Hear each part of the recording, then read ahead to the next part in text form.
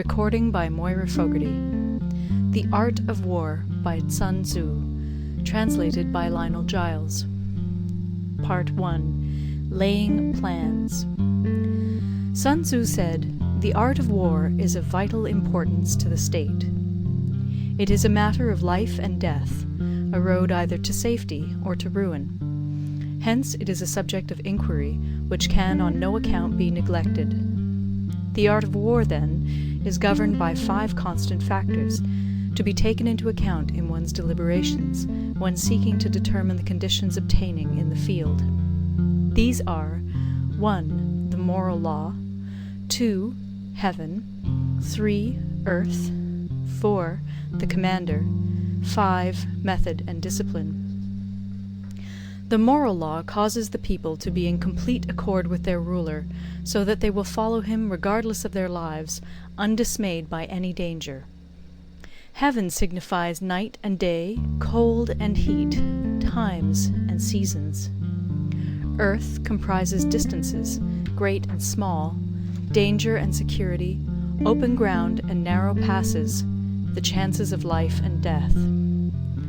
The commander stands for the virtues of wisdom, sincerity, benevolence, courage, and strictness.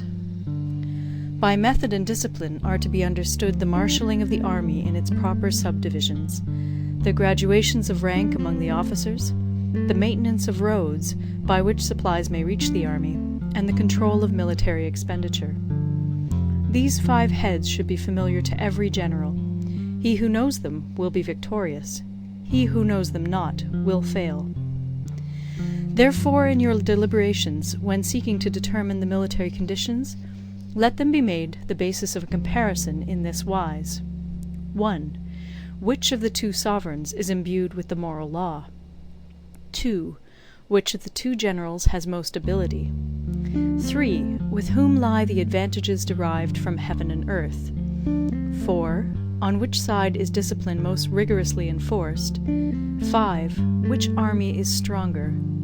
6. On which side are officers and men more highly trained? 7. In which army is there the greater constancy both in reward and punishment?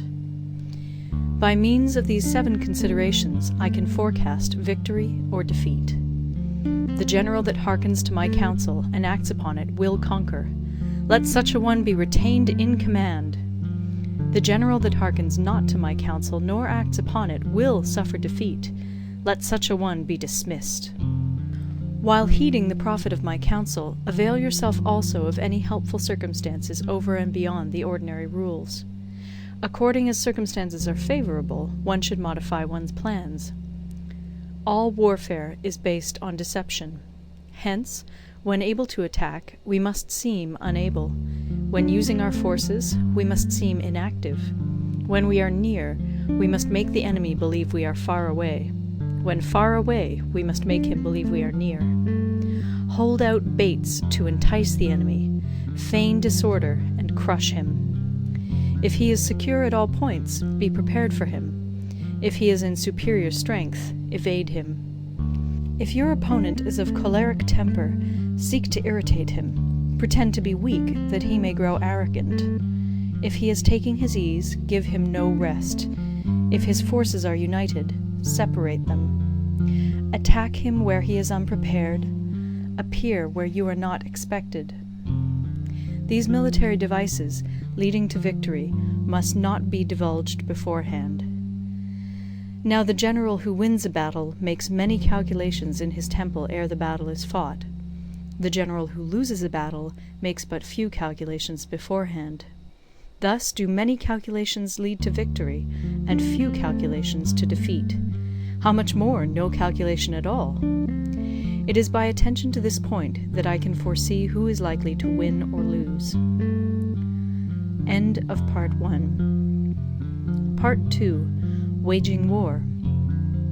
Sun Tzu said, "In the operations of war, where there are in the field 1,000 swift chariots, as many heavy chariots, and 100,000 mail-clad soldiers, with provisions enough to carry them 1,000 li, the expenditure at home and at the front, including entertainment of guests, small items such as glue and paint, and sums spent on chariots and armour, will reach the total of 1,000 ounces of silver per day. Such is the cost of raising an army of 100,000 men. When you engage in actual fighting, if victory is long in coming, then men's weapons will grow dull and their ardour will be damped. If you lay siege to a town, you will exhaust your strength. Again, if the campaign is protracted, the resources of the state will not be equal to the strain. Now, when your weapons are dulled, your ardour damped, your strength exhausted, and your treasure spent, other chieftains will spring up to take advantage of your extremity. Then no man, however wise, will be able to avert the consequences that must ensue. Thus, though we have heard of stupid haste in war, cleverness has never been seen associated with long delays. There is no instance of a country having benefited from prolonged warfare. It is only one who is thoroughly acquainted with the evils of war that can thoroughly understand the profitable way of carrying it on. The skilful soldier does not raise a second levy. Neither are his supply wagons loaded more than twice. Bring war material with you from home, but forage on the enemy. Thus the army will have food enough for its needs. Poverty of the state exchequer causes an army to be maintained by contributions from a distance. Contributing to maintain an army at a distance causes the people to be impoverished. On the other hand, the proximity of an army causes prices to go up, and high prices cause the people's substance to be drained away. When their substance is drained away, the peasantry will be afflicted by heavy exactions. With this loss of substance and exhaustion of strength, the homes of the people will be stripped bare, and 3/10 of their income will be dissipated, while government expenses for broken chariots, worn-out horses, breastplates and helmets, bows and arrows, spears and shields, protective mantles, draught oxen, and heavy wagons will amount to 4/10 of its total revenue. Hence, a wise general makes a point of foraging on the enemy. 1 cartload of the enemy's provisions is equivalent to 20 of one's own, and likewise a single picul of his provender is equivalent to 20 from one's own store. Now, in order to kill the enemy, our men must be roused to anger. That there may be advantage from defeating the enemy, they must have their rewards. Therefore, in chariot fighting, when 10 or more chariots have been taken, those should be rewarded who took the first. Our own flags should be substituted for those of the enemy, and their chariots mingled and used in conjunction with ours. The captured soldiers should be kindly treated and kept. This is called using the conquered foe to augment one's own strength. In war, then, let your great object be victory, not lengthy campaigns. Thus it may be known that the leader of armies is the arbiter of the people's fate, the man on whom it depends whether the nation shall be in peace or in peril. End of Part 2.